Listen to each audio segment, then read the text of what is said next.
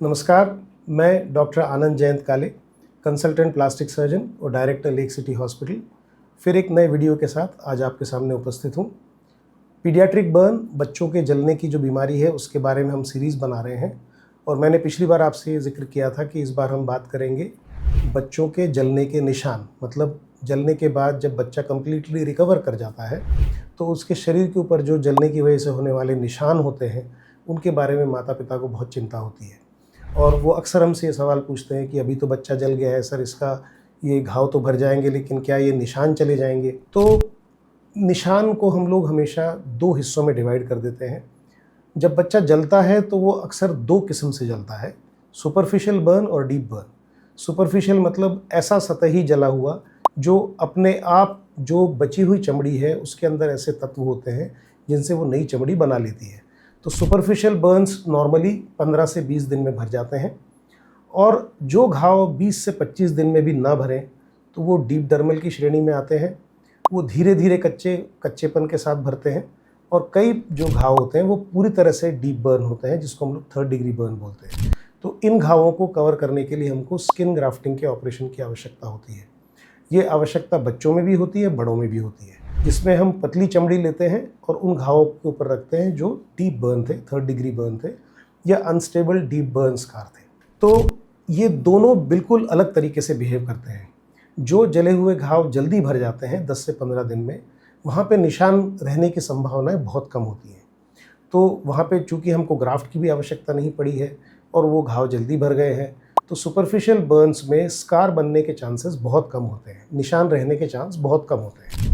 हमको कुछ चीज़ों का ध्यान रखना होता है, जैसे कि उस जगह को आपको धूप से बचाना होता है, उस जगह पे आपको ज़रूरत पड़ने पर कॉम्प्रेशन गारमेंट पहनने होते हैं, कुछ मॉइस्चराइजिंग क्रीम्स लगानी होती हैं और इनसे हमारा काम हो जाता है। जहाँ डीप डर्मल बर्न आते हैं, मतलब इंटरमीडिएट थिकनेस बर्न्स जो होते हैं, उनमें हमको काफ़ी देखभाल की ज़रूरत पड़ती है।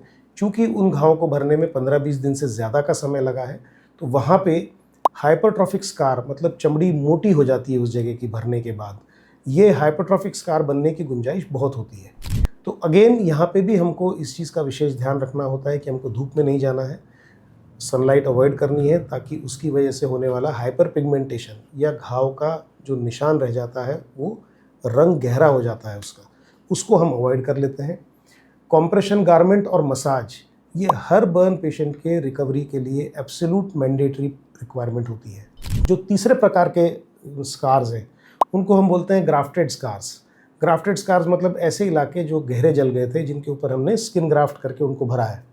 तो वहाँ पे आसपास का निशान तो है ही, साथ में जहाँ हमने कहीं से चमड़ी ला के चिपकाई होती है तो वो चमड़ी का भी निशान होता है, क्योंकि वो 100% कलर मैच कभी नहीं आता। जो ग्राफ्टेड स्कार होता है उसमें हमेशा रंग अलग होता है, क्योंकि वो आधा चमड़ी वहीं रह जाती है जहाँ से हमने निकाली होती है और आधी चमड़ी वहाँ पे रखते हैं जहाँ पे घाव बना होता है। So it is a compromise solution.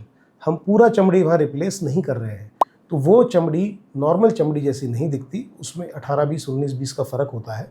और उस फ़र्क को कम करने के लिए हमको फिर मसाज और कॉम्प्रेशन गारमेंट, दबाव देने वाले पट्टे या मोजे, ये बना के और पहनाने पड़ते हैं बच्चों को। ये सब कस्टमाइज्ड होते हैं, ये रेडीमेड नहीं मिलते मार्केट में। इनको बनाने वाले जो होते हैं वो प्रोस्थेटिक इंजीनियर्स होते हैं और वो बच्चे के साइज़ के हिसाब से इन गारमेंट्स को बनाते हैं। सो बर्न स्कार्स को प्रिवेंट करने के लिए हमको मेहनत करनी पड़ती है, बच्चे को तो करनी ही पड़ती है, उसके माता पिता को भी करनी पड़ती है और क्लोज फॉलोअप में रखना पड़ता है प्लास्टिक सर्जन के पास बच्चे को। सो आज हमने बात की जलने से होने वाले बच्चों के निशानों के बारे में, सुपरफिशियल बर्न में कैसे निशान बनते हैं, डीप बर्न में किस प्रकार के निशान बनते हैं, ग्राफ्ट किए हुए एरिया में किस तरह से निशान बनते हैं और उनका ट्रीटमेंट क्या होता है, इसका मैंने एक समरी आपको बताई। इसके अलावा बहुत सारी और भी चीज़ें हैं आगे की, लेकिन वो हम किसी और वीडियो में उसके बारे में बात करेंगे। अगर आपको ये वीडियो पसंद हो तो आप चैनल को लाइक करें, सब्सक्राइब करें और अगर आपको कोई सवाल हो बच्चों के स्कार्स के बारे में रिलेटेड, जलने से होने वाले स्कार्स के बारे में रिलेटेड, तो आप हमको कमेंट सेक्शन में पूछ सकते हैं। फिर एक नए वीडियो के साथ आपके सामने उपस्थित होऊंगा। नमस्कार।